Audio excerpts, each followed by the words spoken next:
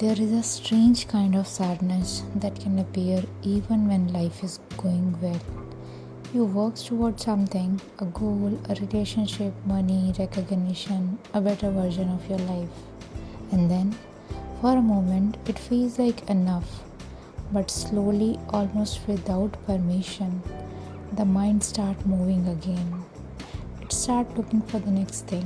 More success, more certainty, more attention, more proof that life is finally becoming what it was supposed to be. And the confusing part is that this can happen even when nothing is obviously wrong. Life may be stable, people may care about you, you may have things you have once hoped for, and still, something quietly underneath it all, there is a feeling. This is good, but why does it still not feel complete? This video is about that feeling, not to judge it, not to fix it quickly, but to understand where it comes from, why it keeps returning, and what actually helps. To understand this feeling, you have to start with something uncomfortable. The feeling of not enough is not always a personal failure. In many ways, it is part of human design. Your brain was not built mainly to arrive, it was built to keep you moving. For most of human history, survival depended on scanning for what was missing. More food, more safety, better shelter, higher social position, a stronger group. The mind that kept looking ahead had an advantage. The mind that became too satisfied too soon could become vulnerable. So the brain developed systems that push us towards pursuit. One of the most important chemicals involved in this is dopamine. But dopamine is often misunderstood. It is not simply the chemical of pleasure. It is deeply connected with anticipation, motivation, and wanting. It pulls the mind toward what might be next, the reward that is almost here, the goal that is just within reach, the version of life that feels one step away. And this is why arrival can feel strangely short. You finally get what you wanted. For a moment, there is a satisfaction. Then the mind adjusts, the emotional charge fades, and the same system that pushed you toward the last thing begins searching for the next thing. Not because you are ungrateful, not because something is wrong with you, but because an ancient part of the brain is doing what it was designed to do. It keeps asking, what's next? But there is a second layer. Even when you stop chasing, the mind still adapts. Psychologists call this hedonic adaptation. What once felt extraordinary slowly becomes ordinary, not because it lost its value, but because the mind normalized what it repeatedly experienced. Think about a song you once loved. The first time it moved something in you. The fifth time it was still beautiful. The 20th time it may have become background noise. The same thing happens with achievement. A promotion, a new home, a relationship, a city you once dreamed of living in, a version of life you once thought would finally make you happy. At first, it feels powerful, then it becomes familiar. Then the mind begins asking why it does not feel the way it used to. Research on affective forecasting shows that humans often overestimate how long future achievements or positive event will make them happy. We imagine that once we get there, the feeling will stay. But the mind does not work that way. It adapts. This adaptation is useful. It helps us survive change, but it also creates a painful illusion that enough is always close, but never quite here. This is where the feeling becomes deeply personal, because not enough is not only felt by people who are struggling. Sometimes it appears most confusingly in people whose lives are, by any reasonable measure, good, stable, safe, comfortable, surrounded by people, moving forward, and still something feels slightly off. A quiet sense that this is not quite it, that there must be something more, and this can feel lonely because from the outside there may be nothing obviously wrong, so you do not know where to place the emptiness. You start questioning your own gratitude. You wonder if you are selfish. You wonder if you are broken. But this feeling is not always ingratitude. Sometimes it is the mind discovering something honest.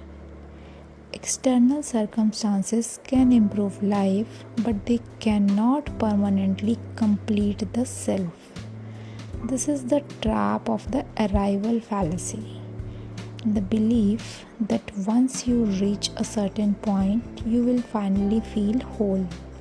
Once you earn enough, once you become respected, once you are loved properly, once you fix your body, once your life looks the way it was supposed to look, then finally peace will arrive. But often, when the things arrive, the deep completeness does not. Not because the thing was worthless, but because the wholeness you were searching for was never fully stored inside it. Ancient Buddhist tradition described something similar with the idea of dukkha, not always dramatic suffering, but a subtle unsatisfactoriness, a quiet leaning away from the present moment, a mind that keeps preparing to be somewhere else. This is not a new problem, but modern life has made it louder. Modern life does not create the feeling of never enough, it industrializes it. The human brain has always compared, but for most of the history, comparison was limited. You compared yourself with your village, your family, your local group, your immediate environment.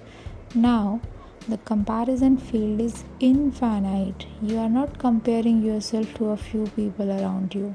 You are comparing yourself to edited fragments of millions of life. Someone is richer, someone is attractive, someone is more disciplined, someone is more loved, someone is younger and already ahead, someone is living the life you thought you were supposed to have by now. And because these images arrive constantly, the mind never gets a clean place to rest. Each scroll gives the brain another reason to feel behind, another reason to want, another reason to believe that enough is somewhere else. The environment changed, the brain did not. The same ancient mind that once tracked status for survival is now connected to machines designed to keep comparison alive. So, if modern life makes you feel like you are always behind, it may not be because your life is actually empty. It may be because your attention is constantly being pulled toward what is missing. Every major wisdom tradition noticed some version of this. Different traditions used different language. The Stoics saw the danger of making your peace dependent on things outside your control. They did not say you should want nothing. They said you should be careful what you attached your inner stability to, because anything external can change. Money can change, status can change, beauty can change, people's opinion can change, even success can stop feeling successful. Buddhist teaching looked at craving not as proof that desire is evil, but as a pattern. The mind reaches for something temporary and asks it to provide permanent satisfaction. And when the temporary things changes, fades or become familiar, suffering returns. Vedantic inquiry asks the question even more deeply. If none of these things finally complete you, who is the one still searching for completion? What is the part of you that keeps saying, not yet, not this, not enough? These traditions did not give the exact same answer, but they pointed in a similar direction. The mind suffers when it asks temporary things to provide permanent completion. That does not mean you should abandon goals. It does not mean success, love, money, or comfort do not matter. They matter. But they cannot carry the entire weight of your inner peace. They were never built to do that. So, what do you do with this? The honest answer is not that you destroy the wanting system. You probably cannot, and you probably should not. Wanting has value. It helps you grow, build, improve, protect yourself more toward meaningful things. The problem is not wanting. The problem is believing that next thing will permanently end the feeling of wanting. So the first step is simply noticing. When the mind says just one more thing, just one more achievement, just one more sign that I am enough, you pause and ask, is this true? Or is this the system running again? The moments that feel most like enough are usually not the loudest ones.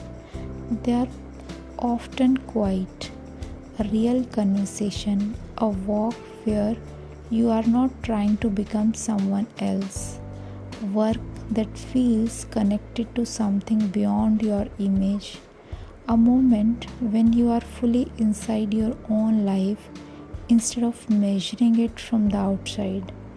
Modern psychology often points toward similar things: connection, purpose, presence, meaning, not because these permanently erase dissatisfaction, but because they reach something deeper than the chase.